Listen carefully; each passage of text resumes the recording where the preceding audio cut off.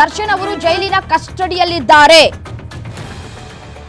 ಜೈಲಾಧಿಕಾರಿಗಳು ಎಲ್ಲಾ ಕೈದಿಗಳಿಗೆ ಕೊಡೋ ಸೌಲಭ್ಯವನ್ನ ಕೊಡಬೇಕು. ಪ್ರತಿಯೊಂದಕ್ಕೂ ನಾವು ಕೋರ್ಟ್ ಮುಂದೆ ಬರಬೇಕಾಗಿದೆ. ನಾವು ಕೇಳ್ತಾ ಇರೋದು ಬೆಡ್ಶೀಟ್, ತಟ್ಟೆ, ಲೋಟ, ಮಿರರ್, ಚಪ್ಪಲಿ, ಕಂಬಳಿ ಕೊಡಿ ಅಂತ ಸುನಿಲ್ ಕುಮಾರ್ ವಾದವನ್ನ ಮಾಡ್ತಾ ಇದ್ದಾರೆ. ದರ್ಶನ್ ಅವರು ಜೈಲಿನ ಕಸ್ಟಡಿಯಲ್ಲಿದ್ದಾರೆ. ಹೌದು, ಒಪ್ಕೊಳ್ತೀವಿ, ನಾವಿಲ್ಲ ಅಂತಲ್ಲ. ಆದ್ರೆ ಜೈಲಾಧಿಕಾರಿಗಳು ಎಲ್ಲಾ ಕೈದಿಗಳಿಗೆ ಕೊಡೋ ಸೌಲಭ್ಯವನ್ನ ಕೊಡ್ಬೇಕಲ್ವಾ ಅಂತ ಹೇಳಿ ಸುನಿಲ್ ವಾದ ಮಾಡ್ತಾ ಇದ್ದಾರೆ. ಪ್ರತಿಯೊಂದಕ್ಕೂ ಕೂಡ ನಾವು ಕೋರ್ಟ್ ಮುಂದೆ ಬರಬೇಕು, ಕೋರ್ಟ್ ಹತ್ರ ಮನವಿ ಮಾಡ್ಕೊಳ್ಬೇಕು, ನೋಟಿಸ್ ತೆಗೆದುಕೊಂಡು ಹೋಗಿ ಕೊಡಬೇಕು. ಇದು ಎಷ್ಟರ ಮಟ್ಟಿಗೆ ಸರಿ ಅಂತ ಹೇಳಿ ಸುನಿಲ್ ಕುಮಾರ್ ವಾದವನ್ನ ಮಾಡ್ತಾ ಇದ್ದಾರೆ. ಬೇಸಿಕ್ ನೀಡ್ಸ್, ಅವರಿಗೆ ಏನು ಬೇಕೋ ಅದನ್ನ ಕೊಡಿ, ಮೂಲಭೂತ ಸೌಕರ್ಯವನ್ನ ಒದಗಿಸ್ಕೊಡಿ. ಬೇಸಿಕ್ ಥಿಂಗ್ಸ್ ಗಳನ್ನು ಕೂಡ ಕೊಡೋದಿಲ್ವಾ? ಮ್ಯಾನ್ಯುಯಲ್ ಪ್ರಕಾರವೇ ಹೋದ್ರೂ ಕೂಡ ಇದ್ಯಾವುದು ಕೂಡ ಕೊಡಬಾರ್ದಾ? ಯಾಕೆ ಕೊಡ್ತಾ ಇಲ್ಲ ಅಂತ ಹೇಳಿ ಪ್ರಶ್ನೆ ಮಾಡ್ತಾ ಇದ್ದಾರೆ. ನ್ಯಾಯಾಧೀಶರ ಮುಂದೆ ವಾದವನ್ನ ಮಾಡ್ತಾ ಇದ್ದಾರೆ ಸುನಿಲ್ ಕುಮಾರ್.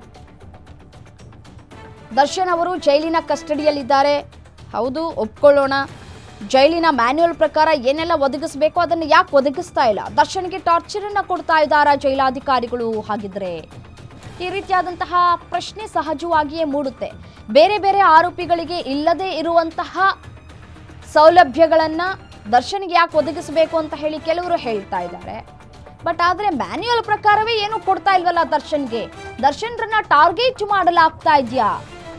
ದರ್ಶನ್ರನ್ನ ಬೇಕು ಅಂತಲೇ ಈ ರೀತಿಯಾಗಿ ಕೆಟ್ಟದಾಗಿ ನಡೆಸ್ಕೊಳ್ಳಲಾಗ್ತಾ ಇದೆಯಾ ಅಂತ ಹೇಳಿ ಜೈಲಾಧಿಕಾರಿಗಳ ವರ್ತನೆ ಇದೀಗ ಖಂಡಿಸ್ತಾ ಇದ್ದಾರೆ ಸುನಿಲ್ ಕುಮಾರ್ ಅವರು. ವಾದವನ್ನ ಮಾಡ್ತಾ ಇದ್ದಾರೆ. ಪ್ರತ್ಯೇಕವಾಗಿ ರಿಜಿಸ್ಟರ್ ಯಾಕೆ ಇಟ್ಟಿದ್ದಾರೆ? ಕಂಬಳಿಯನ್ನ ಯಾಕೆ ಕೊಟ್ಟಿಲ್ಲ? ಎಲ್ಲದಕ್ಕೂ ಕೂಡ ನಾವು ಕೋರ್ಟ್ ಮುಂದೆ ಬರೋದಕ್ಕಾಗತ್ತಾ? ಕೋರ್ಟ್ ಅಲ್ಲಿ ಅರ್ಜಿ ಹಾಕಬೇಕು, ಅರ್ಜಿ ವಿಚಾರಣೆ ಆಗಬೇಕು, ಅರ್ಜಿ ವಿಚಾರಣೆ ಆದ ನಂತರ ಕೋರ್ಟ್ ಆದೇಶವನ್ನ ಕೊಡಬೇಕು, ಆ ಆದೇಶದ ಪ್ರತಿ ತೆಗೆದುಕೊಂಡು ಹೋಗಿ ನಾವು ಜೈಲಾಧಿಕಾರಿಗಳು ಕೊಡಬೇಕು. ಇದೆಲ್ಲವನ್ನೂ ಕೂಡ ಕೋರ್ಟ್ ಮುಖಾಂತರನೇ ಮಾಡಬೇಕಾ? ಬೇರೆ ಆರೋಪಿಗಳು ಹೀಗೆ ಮಾಡ್ತಾರಾ? ಬೇರೆ ಆರೋಪಿಗಳಿಗೂ ಕೂಡ ಇದೇ ರೀತಿಯಾಗಿ ನಡ್ಸ್ಕೊಳ್ತಾ ಇದ್ದಾರಾ ಜೈಲಾಧಿಕಾರಿಗಳು ಅಂತ ಹೇಳಿ ಪ್ರಶ್ನೆ ಮಾಡ್ತಾ ಇದ್ದಾರೆ ದರ್ಶನ್ ಪರ ವಕೀಲರು. ಮಿರರ್, ಚಪ್ಪಲಿಯನ್ನ ಕೊಡಿ ಅಂತ ಕೇಳ್ಕೊಳ್ತಾ ಇದ್ದಾರೆ. ವಾಕ್ ಮಾಡಬೇಕು ಅಂತ ಮನವಿ ಮಾಡ್ಕೊಳ್ತಾ ಇದ್ದಾರೆ. ಹೊರಗಡೆ ಬಿಡಿ ಅಂತ ಮನವಿ ಮಾಡ್ಕೊಳ್ತಾ ಇದ್ದಾರೆ. ದರ್ಶನ್ ಸೆಲೆಬ್ರಿಟಿ ಅಂತ ಇವರು ಹೀಗೆ ಮಾಡ್ತಿದ್ದಾರೆ. ಕೋರ್ಟ್ನಲ್ಲಿ ದರ್ಶನ್ ಪರ ವಕೀಲ ಸುನಿಲ್ ಕುಮಾರ್ ವಾದವನ್ನ ಮಂಡಿಸ್ತಾ ಇದ್ದಾರೆ. ಸೆಲೆಬ್ರಿಟಿ ಅಂತ ನೀವು ಹೇಳಬೇಕು ಅಷ್ಟೇ, ನಾವು ಹೇಳ್ತಾ ಇಲ್ಲ. ಸುನಿಲ್ ಕುಮಾರ್ ವಾದಕ್ಕೆ ಎಸ್ಪಿಪಿ ಪ್ರತಿವಾದವನ್ನ ಮಾಡ್ತಾ ಇದ್ದಾರೆ. ಸರಿ, ಸೆಲೆಬ್ರಿಟಿ ಅಲ್ಲ ಅಂತ ಅನ್ನೋದೇ ಆದ್ರೂ, ಆರೋಪಿ ಅಂತ ಆದ್ರೂ, ಒಬ್ಬ ಆರೋಪಿಗೆ ಯಾವ ರೀತಿಯಾಗಿ ನಡೆಸ್ಕೊಳ್ಬೇಕು ಆ ರೀತಿಯಾಗಿ ನಡೆಸ್ಕೊಳ್ತಾ ಇಲ್ವಲ್ಲ ಯಾಕೆ ಅಂತ ಪ್ರಶ್ನೆ ಮಾಡ್ತಾ ಇದ್ದಾರೆ ಸುನಿಲ್ ಕುಮಾರ್ ವಾದಕ್ಕೆ ಎಸ್ಪಿಪಿ ಪ್ರತಿವಾದವನ್ನ ಮಂಡಿಸ್ತಾ ಇದ್ದಾರೆ. ನೀವು ಆಯ್ತು, ದರ್ಶನ್ ಸೆಲೆಬ್ರಿಟಿ ಅಂತ ನೀವು ಹೇಳ್ಬೇಕು, ನಾವು ಯಾರು ಕೂಡ ಒಪ್ಕೊಳ್ಳಲ್ಲ. ಬೇಡ ಬಿಡಿ, ನೀವು ಒಪ್ಕೊಳ್ಳೋದು ಬೇಡ. ಕೋರ್ಟ್ ಏನ್ ಹೇಳುತ್ತೆ ಅದನ್ನ ನೀವು ಫಾಲೋ ಮಾಡಿದ್ರೆ ಸಾಕು. ಸೆಲೆಬ್ರಿಟಿ ಅಂತ ನೀವು ಹೇಳ್ಬೇಕಷ್ಟೇ, ನಾವು ಹೇಳ್ತಾ ಇಲ್ಲ, ಹೇಳ್ಬೇಡಿ. ಸುನಿಲ್ ಕುಮಾರ್ ವಾದಕ್ಕೆ ಎಸ್ಪಿಪಿ ಪ್ರತಿವಾದವನ್ನ ಮಂಡಿಸ್ತಾ ಇದ್ದಾರೆ. ಸರ್ಕಾರದ ಪರವಾಗಿ ವಾದವನ್ನ ಮಾಡ್ತಾ ಇದ್ದಾರೆ. ಮತ್ತೊಂದು ಕಡೆ ಸುನಿಲ್ ಅವರು ಗಂಭೀರವಾದಂತಹ ಆರೋಪವನ್ನ ಮಾಡ್ತಾ ಇದ್ದಾರೆ. ದರ್ಶನ್ ರವರನ್ನು ಕೂಡ ನೇರವಾಗಿ ಮಾತನಾಡಿಸಿದಂತಹ ಸಂದರ್ಭದಲ್ಲಿ ಅವರು ಕೂಡ ಜೈಲಾಧಿಕಾರಿಗಳ ವಿರುದ್ಧ ಆರೋಪಗಳ ಸುರಿಮಳೆಯನ್ನೇ ಗೈದಿದ್ರು. ಇನ್ನು ಇರೋದಕ್ಕೆ ಸಾಧ್ಯ ಆಗ್ತಾ ಇಲ್ಲ, ಚಿತ್ರ ಹಿಂಸೆ ಆಗ್ತಾ ಇದೆ, ಹೀಗೆ ಬದುಕೋ ಬದಲು ಸ್ವಲ್ಪ ವಿಷ ಕೊಟ್ಬಿಡಿ ಅಂತ ಕೂಡ ಕೇಳ್ಕೊಂಡಿದ್ರು.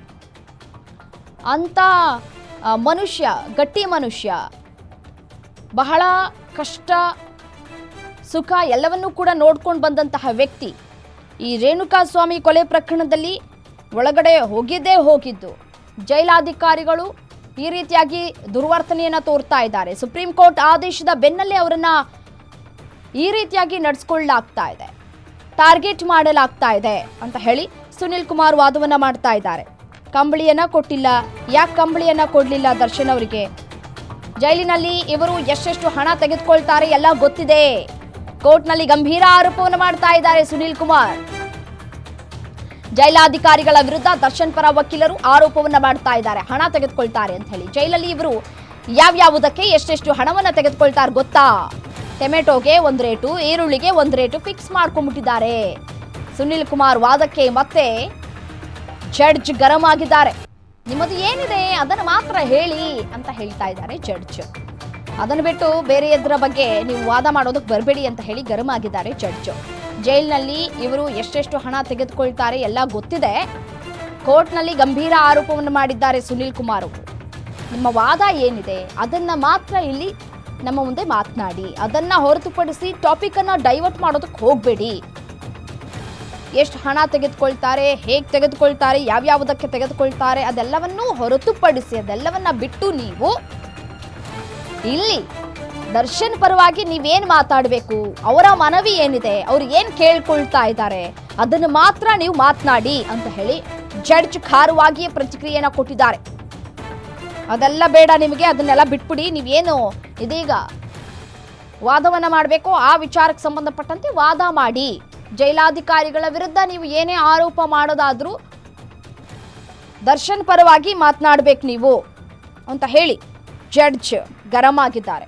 ಪ್ರತಿಯೊಂದಕ್ಕೂ ಒಂದೊಂದು ರೇಟನ್ನು ಫಿಕ್ಸ್ ಮಾಡ್ಕೊಳ್ತಾರೆ, ಬರೋದಕ್ಕೆ ಹೋಗೋದಕ್ಕೆ ಜೈಲಾಧಿಕಾರಿಗಳು ಹಣ ತೆಗೆದುಕೊಳ್ತಾರೆ ಅಂತ ಹೇಳಿ ಗಂಭೀರ ಆರೋಪವನ್ನು ಮಾಡ್ತಾ ಇದ್ದಾರೆ ಜಡ್ಜ್ ಮುಂದೆ. ಇದು ಆಗಿನ ಕಾಲದಿಂದನೂ ನಡ್ಕೊಂಡು ಬಂದ್ಬಿಟ್ಟಿದೆ ಬಿಡಿ. ಅದನ್ನು ಸರಿಪಡಿಸುವಂತಹ ಕೆಲಸಗಳು ಇಲ್ಲಿವರೆಗೂ ಯಾವುದೇ ಅಧಿಕಾರಿಗಳು ಬಂದರೂ ಕೂಡ ಸಾಧ್ಯವಾಗಿಲ್ಲ. ಪದೇ ಪದೇ ಜೈಲಿನ ಒಳಗೆ ಡ್ರಗ್ಸ್ಗಳು ಪತ್ತೆಯಾಗೋದು, ಮೊಬೈಲ್ಗಳು ಪತ್ತೆಯಾಗೋದು, ಸಿಗರೇಟ್ಗಳು ಪತ್ತೆಯಾಗೋದು ಇದೆಲ್ಲವನ್ನೂ ಕೂಡ ಗಮನಿಸಿದ್ದೇವೆ. ರೇಡ್ ಆದಂತಹ ಸಂದರ್ಭದಲ್ಲಿ ಎಲ್ಲ ವಸ್ತುಗಳು ಕೂಡ ಸಿಕ್ಕಿದ್ದನ್ನು ಕೂಡ ಜಡ್ಜ್ಗಳಿಗೂ ಕೂಡ ಗೊತ್ತಿರುತ್ತೆ. ಇದೆಲ್ಲವನ್ನು ಹೊರತುಪಡಿಸಿ ದರ್ಶನ್ ಅವರಿಗೆ ಏನು ಸಮಸ್ಯೆ ಆಗಿದೆ, ದರ್ಶನ್ ಏನು ಮನವಿ ಮಾಡ್ಕೊಳ್ತಾ ಇದ್ದಾರೆ ಆ ಒಂದು ವಿಚಾರವನ್ನು ನೀವು ಮಾತನಾಡಿ ಅಂತ ಹೇಳಿ ಜಡ್ಜ್ ಹೇಳ್ತಾ ಇದ್ದಾರೆ. ಈಗೇನು ತಟ್ಟೆ ಲೋಟ ಮತ್ತು ಕಂಬಳಿ ವಿಚಾರವಾಗಿ ನೀವು ವಾದ ಮಾಡ್ತಾ ಇದ್ದೀರಿ, ಅದ್ರ ಬಗ್ಗೆ ಮಾತನಾಡಿ. ಜೈಲಾಧಿಕಾರಿಗಳು ಯಾವ ರೀತಿಯಾಗಿ ನಡೆಸ್ಕೊಳ್ತಾ ಇದ್ದಾರೆ ದರ್ಶನ್ರನ್ನ, ಯಾವ ರೀತಿಯಾಗಿ ಅವರಿಗೆ ಹಿಂಸೆಯನ್ನು ಕೊಡಲಾಗ್ತಾ ಇದೆ ಅಂತ ಏನು ದರ್ಶನ್ ಹೇಳ್ಕೊಂಡಿದ್ದಾರೋ ಅದ್ರ ಬಗ್ಗೆ ಮಾತನಾಡಿ ಅಂತ ಹೇಳಿ ಜಡ್ಜ್ ಹೇಳ್ತಾ ಇದ್ದಾರೆ. ಸುನೀಲ್ ಕುಮಾರ್ ವಾದಕ್ಕೆ ಎಸ್ಪಿಪಿ ಒಂದು ಕಡೆ ಪ್ರತಿವಾದವನ್ನು ಮಾಡಿದ್ದಾರೆ. ಮತ್ತೊಮ್ಮೆ ಎಸ್ಪಿಪಿ ಆಕ್ಷೇಪವನ್ನು ವ್ಯಕ್ತಪಡಿಸಿದ್ದಾರೆ. ದರ್ಶನ್ ಒಬ್ಬ ಕೊಲೆ ಆರೋಪಿ ಅಷ್ಟೇ, ನಾವ್ಯಾಕೆ ಸೆಲೆಬ್ರಿಟಿ ಅನ್ಬೇಕು, ಬೇಡ ಬಿಡಿ, ಯಾರು ಅನ್ಬೇಡಿ. ದರ್ಶನ್ ಸೆಲೆಬ್ರಿಟಿ ಅಂತ ಇವರು